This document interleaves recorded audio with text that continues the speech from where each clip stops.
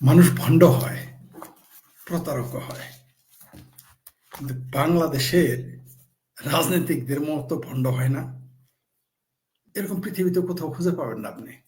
তার চেয়েও বেশি ভণ্ড হয় যারা এই মন্ত্রী নেতাদের সচিব হয়। কেন বললাম জানেন?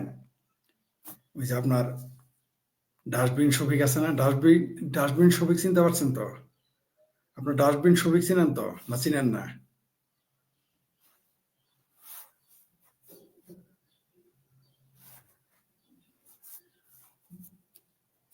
আপনার ডাস্টবিন শফিক চিনেন না?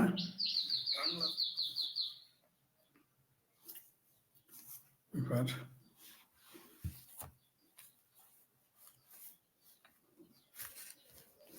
সমস্যা হচ্ছে এই এইখানে লাইভ আসলেই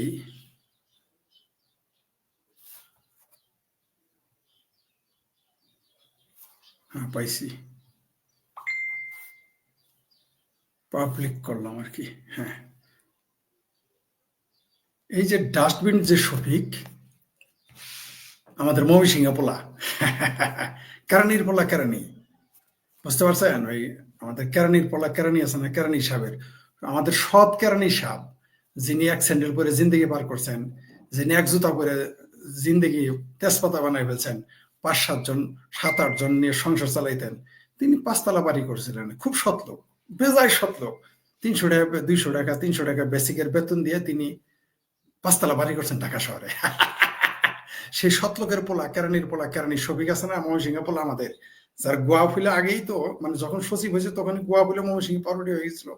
তারপর এখন ডাবল প্রমোশন পাইছে, ফুল সচিব হয়ে গেছে। এখন তো তার আরো বড়, গোয়া ফুলে পুরো পাউরুটি না আরো কিছু হয়ে গেছে, তুন্দুল রুড়ি হয়ে গেছে আর কি। যাই হোক, মূল কথায় আসি। এখন পুরো চায়না ফিরিতি দেখাইতেছে এই ডক্টর ইউনুস আছে না, ডক্টর ইউনুস কিন্তু মার্কিন দালাল, কিন্তু এখন আমেরিকাতে চাইনাতে গিয়ে বেজায় তাইওয়ানের প্রেমী হয়ে গেছে। তাইওয়ানে কোনো তাইওয়ানের এখন সে তাইওয়ানের বিরুদ্ধে, হংকং এর বিরুদ্ধে। ঠিক তার যে সচিব আছে না, ওর নিয়ে বলতেছি, ওর যে কেরানিটা আছে না, এই কেরানিটা, ডাস্টবিন শফিকের কেরানির পোস্টগুলো পড়বেন, সেখানে গিয়ে দেখবেন সারা জীবন হংকং আর তাইওয়ানের পক্ষ ছিল। হঠাৎ করে এই কারণের বলা ডাস্টবিন শফিক, মানে আমাদের প্রেস সচিব, মানে আমাদের মহা উপদেষ্টার যে প্রেস সচিব, মানে কেরানি, মহাকেরানি, মহাপদেষ্টার মহাকেরানি ডাস্টবিন শফিক কিন্তু হংকং এর পক্ষে ছিল। সে সবসময় হংকং এর পক্ষে ছিল, তাইওয়ানের পক্ষে ছিল। আজকে হঠাৎ করে চায়না ফিরিতি বেড়ে গেল। ঘটনাটা কি? ইহাকে বলে ক্ষমতা। ক্ষমতা পেলেই সুর পাল্টি নিতে বেশি দেরি হইতো না, এবং হয় না। কালকে যদি মনে করেন ভারত সাপোর্ট দেয় না এই এনজিও গ্রাম সরকারকে, এই ডাস্টবিন শফিক দেখবেন ভারতের দালালি শুরু করবে। কারণ যে আমেরিকার দালালি বাদ দিয়া, তাইওয়ানের দালালি বাদ দিয়া, হংকং এর দালালি বাদ দিয়ে এখন যদি চায়নার দালালি করতে পারে, তাহলে ক্ষমতা টিকিয়ে রাখার জন্য তো সে ভারতের দালালিও করবে, এটাই স্বাভাবিক। তাহলে একটু মূল ঘটনায় ফিরে আসি আমরা আর কি। ঠিক আছে, মূল ঘটনায় যাই। ডাস্টবিন শফিকের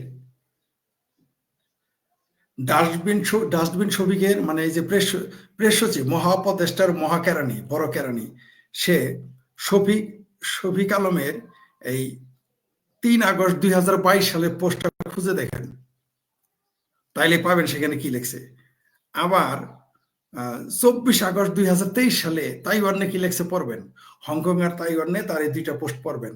তারিখ কত সেটা তো দেখানো যায় না, এখানে দেখা যায় না, এটা সমস্যা, দেখাইতে পারি না একেবারে সামনে। বুঝতে পারছেন? এই যে, হ্যাঁ। আবার massive victory for democracy, Hong Kong এর আবার ১৯ সালেও দেখবেন চাপা মারছে। হংকং এর, মানে দেখেন শিরোনাম দেখেন, সে শেয়ার করছে কি, Hong Kong to withdraw extradition bill as China bows to protesters. এগুলো সে বক্তব্য দিছে। মূলত সে সেখানে তার এটা শেয়ার করে সে হংকং এর পক্ষে ছিল। তো হংকং তো স্বাধীনতা চায়, চীন তো মনে করে নিজের দেশ, তাইওয়ানও স্বাধীনতা চায়, গণতন্ত্র চায়, কিন্তু চীন তো তা মানে না।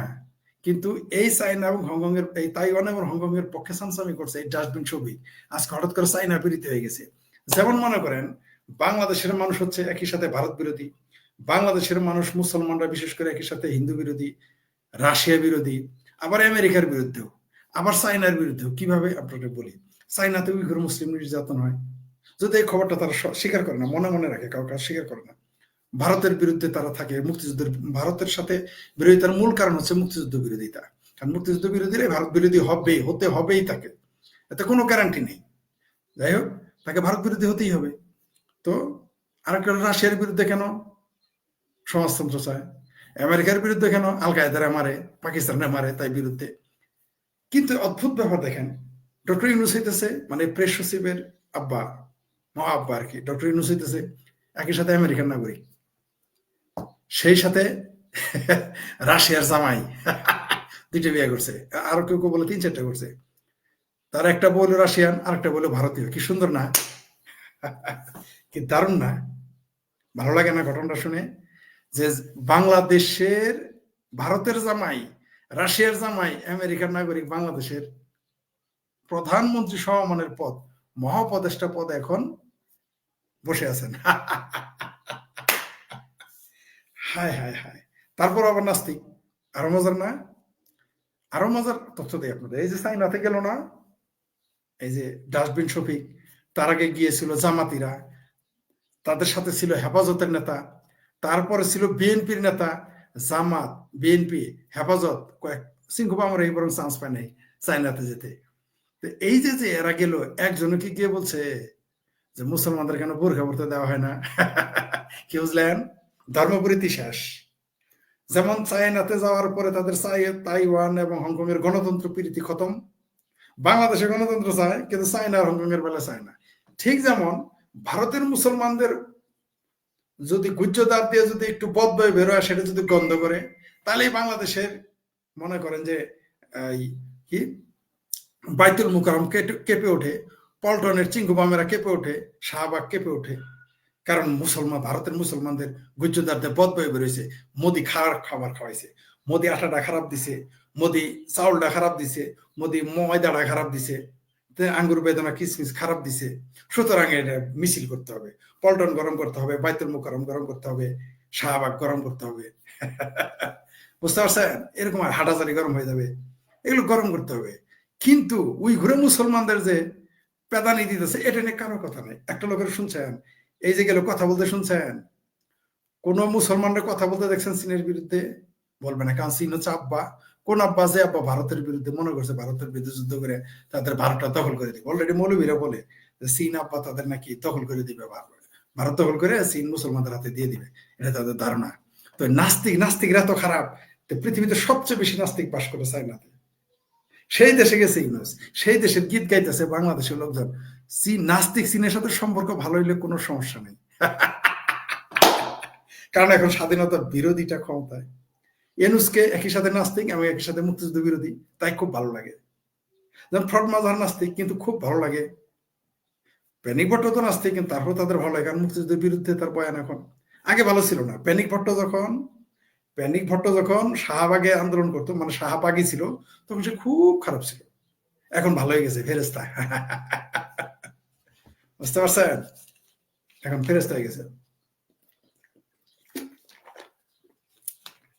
তাহলে বিষয় কি দাঁড়াইলো, যে হংকং আর তাইওয়ানের পক্ষে যারা গীত গাইছে, তারা এখন চায়নার পক্ষে চলে গেছে। বাটপাড়া দেখছেন তো, মুসলমানদের জন্য যারা গীত গায় তারা এখন চায়না গেছে। উইঘুর মুসলমান নেই, আর কারো কথা নেই।